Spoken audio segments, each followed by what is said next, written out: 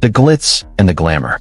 The private jets, the chains that weigh more than a newborn child, the cars that cost more than most people's houses. We see the Instagram posts, the music videos filled with models and money, the headlines boasting about multi-million-dollar deals. Dancehall millionaires.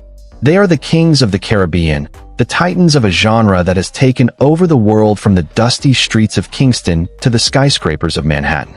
But behind the bass drops and the bravado, there is a shadow cast by blood money, by broken contracts, by silence bought and paid for. The question that no one dares to ask in public is the very question that we are going to answer today. What are the dark secrets they don't want you to know? How did these artists really get rich? And more importantly, who had to die, go broke, or disappear for them to stay that way? If you are ready to go where the Jamaican Tourism Board doesn't want you to go, past the all-inclusive resorts and into the real heart of the dancehall empire, hit that subscribe button. You are going to want to remember this. To understand the dark side of the dancehall millionaire, you have to go back to the beginning. Not to the awards shows, but to the yards of Trenchtown, the lanes of Waterhouse, the gritty dance halls where sound systems were weapons and a microphone was a means of survival. In the 1970s and 80s, the music was raw, and the business was even rawer. If you wanted to get paid, you didn't hire a lawyer. You hired a shooter. Take the story of a legend like Big Youth. In a revealing interview just a few years ago, he spoke about his 1972 mega hit, S90 Skank. The song was #1 for weeks. It was everywhere. But when it came time for the producer, the late Keith Hudson, to pay him, the money didn't come. Big Youth had to go down to the recording studio and put up force, as he put it. He had to act like a real bad man, just to get a piece of the food that was making everyone else rich.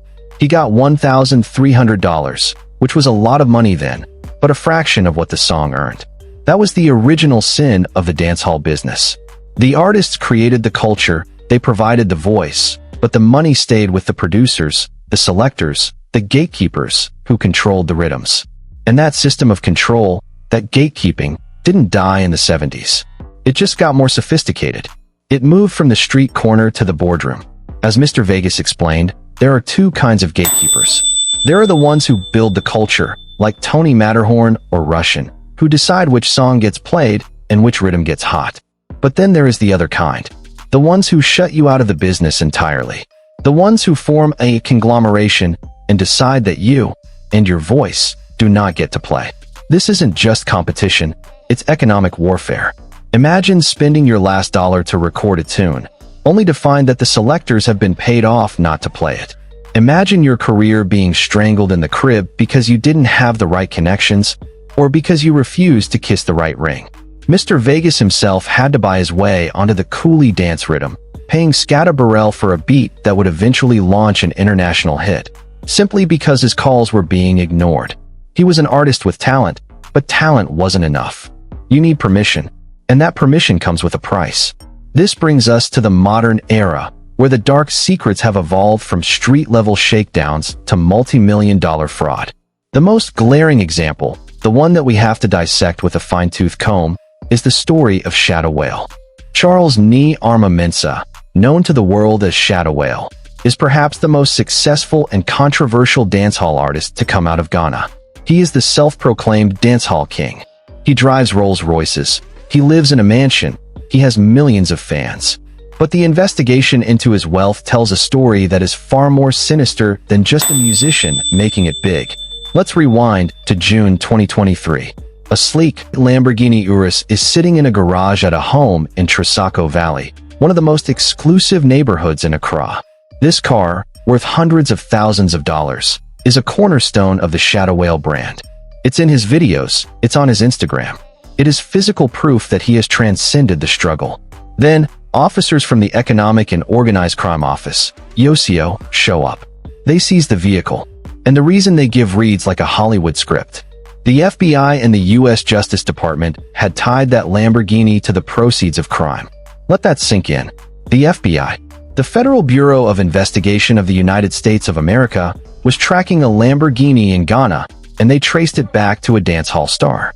The vehicle, according to the authorities, was linked to a money launderer named Nana Kwabena Amua, a man who was already serving an 86-month sentence in the U.S. for defrauding nearly 70 public and private organizations out of almost $4 million. Amua was a con man who used shell companies and fake identities to steal money from American businesses, and his money was used to buy Shatta Wale's car.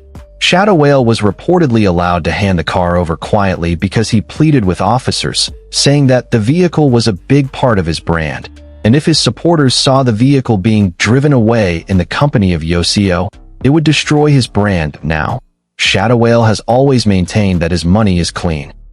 In June 2025, he went on a tirade against critics, saying, "I am a very clean boy. One thing the white people coming here do is that they research. They are not stupid. They saw my Rolls Royce and knew how I acquired the funds to purchase it. It's music money."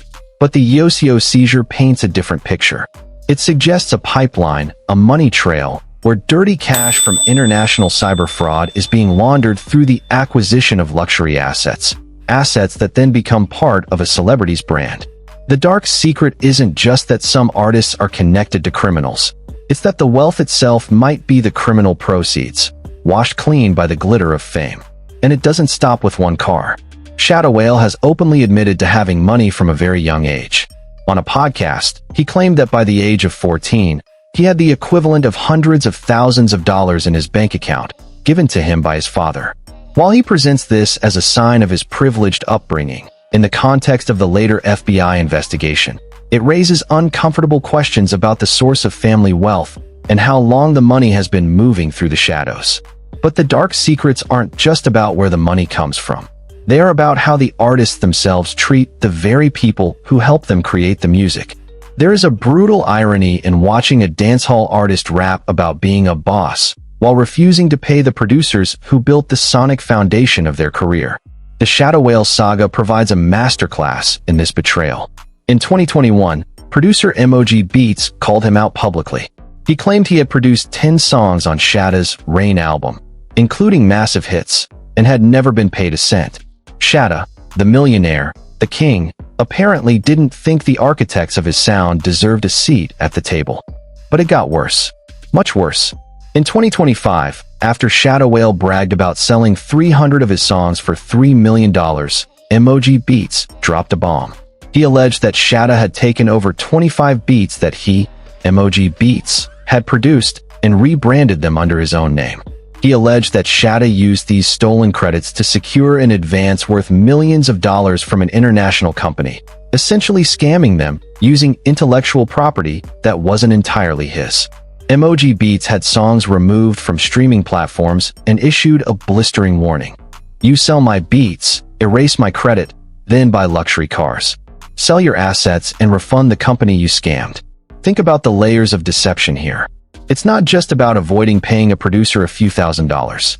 It's about fraudulently inflating the value of a catalog by claiming ownership of work you didn't do, cashing a multi-million-dollar check, and then using that money to buy the Rolls Royce that you flaunt on Instagram to look like a success. The secret is that the image of success is often funded by the theft of the labor of the invisible men and women behind the boards. The producers, the songwriters, the background singers. They are the ones who are often left with nothing while the millionaire drives past in a car paid for by their stolen royalties. This brings us to a much older secret, one that has haunted the genre for decades: the alliance between the music and the badman persona. It's not just an act. For some, it's a business model. To be a dancehall star, you have to be credible. You have to be able to walk the walk. As Epicsode, a Ghanaian artist, pointed out, the genre declined in part because artists filled their songs with themes of guns, violence, and gang rivalries. Themes that alienated corporate sponsors, but were seen as essential to the brand. But when you blur the line between performance and reality, you invite real danger into your life. You also attract the attention of law enforcement, who start to wonder if the guns in the videos are the same ones being used in the streets. This intersection of music and crime has always been the undercurrent of dancehall.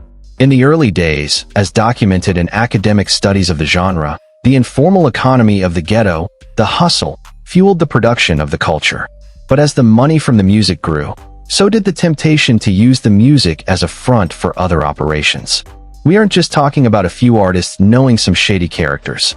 We are talking about money laundering on an international scale. The Hush Puppy case, referenced directly in relation to Shatta Wale, is a perfect example.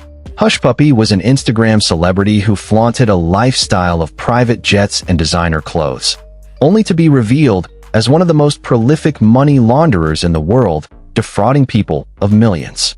The fear in the Ghanaian social circles when his associate was arrested was palpable. The question that hangs in the air is, how many dancehall millionaires are just hush puppies with a microphone? How many are using the music industry, with its notoriously opaque cash flows and international touring, to wash away the sins of cyber fraud and drug money? The industry itself is complicit in this secrecy, because it benefits. When a dancehall star is hot, when they are controversial, when they have that edge, the money flows. The labels look the other way. The promoters book the shows. The fans buy the tickets. No one wants to ask too many questions because the answers might ruin the party. As one music executive noted, the industry is now data-driven. A&R reps don't listen to the music. They look at the streaming numbers coming out of Jamaica and Ghana. They don't care if that number is boosted by dirty money buying streams or if the artist is under FBI investigation, as long as the data looks good. This willful ignorance is a dark secret shared by the entire ecosystem. And then there is the secret of industry sabotage. It's one thing for an artist to get rich through questionable means. It's another for a cartel of industry insiders to actively work to destroy a career to protect their own investments. In November 2024, a bombshell revelation shook the Ghanaian entertainment scene. A showbiz insider named Sally Mann went on television and admitted that for 3 years, she and other media stakeholders had been holding secret meetings. Their goal? To push Stonebwoy's career and sideline Shatta Wale. Why? Because Shatta Wale doesn't respect traditional media. They were actively plotting to end a man's career. They were coordinating with radio, with TV, with promoters, to starve an artist of oxygen. Shatta Wale, for all his flaws, had been claiming this for years, that there was an industry gatekeeping culture working against him. And here it was, admitted on national television. This is the dark secret of the gatekeepers. They see themselves as gods, deciding who lives and who dies in the music business, not based on talent, but based on personal grudges and the desire for control. This control extends to the music itself. There is a secret war happening over the soul of the rhythm. We saw it play out in 2009 with Vybz Kartel's Ramping Shop. The song was a massive hit, but it was built on the instrumental track from Neo's Miss Independent. When EMI, the copyright holder, found out, they didn't just send a cease and desist. They demanded that all recordings of the infringing track will be recalled and destroyed. They wanted to erase it from existence. And when they couldn't, because the internet had already made it viral, the cultural establishment in Jamaica panicked. Former Prime Minister Edward Seaga wrote essays about how dancehall was a poison that threatened the Jamaica brand. School principals called it filth that was corrupting the youth. The Broadcasting Commission banned it. They weren't just worried about the explicit lyrics. They were worried about who was controlling the narrative of Jamaica. They wanted reggae, the safe, tourist-friendly, Bob Marley version of Jamaica, to be the brand. Dancehall, with its raw, unapologetic, ghetto-born energy, was a threat to the economic interests of the people in power. The dark secret was that the attack on the music was an attack on the class of people making it. Today, the money has gotten bigger, but the secrets have gotten darker. The $3 million catalog sale, the Lamborghinis, the private jets. But as we peel back the layers, we see a world built on a foundation of exploitation. The big youths of yesterday had to threaten violence to get paid. The Shatta Wales of today are having their cars seized by the FBI. The Mr. Vegases of the world had to bribe producers just to get a chance to be heard. And what about the fans? We are complicit too. We watch the videos, we stream the songs, we share the memes. We celebrate the wealth without ever asking how it was obtained. We see the Rolls Royce and we want to be like him. We don't see the producer in the background, unpaid and erased. We don't see the money launderer in handcuffs whose cash paid for the rims. We don't see the selectors in a smoke-filled room deciding that a talented kid from the ghetto will never get his song played because he didn't pay the right person. The Dancehall Millionaire is a myth. A powerful myth, but a myth nonetheless. For every one artist we see on stage, there are 100 producers, writers, and dreamers who were trampled on the way up. And for every dollar that ends up in the artist's pocket, there is a trail of blood, fraud, and silence that leads back to the darkest corners of the global economy.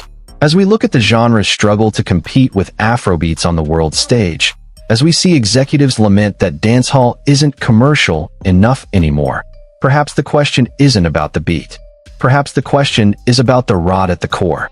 When you build an industry on gatekeeping, on fraud, on stolen royalties, and on the glorification of violence, you create a toxic ecosystem where long-term growth is impossible.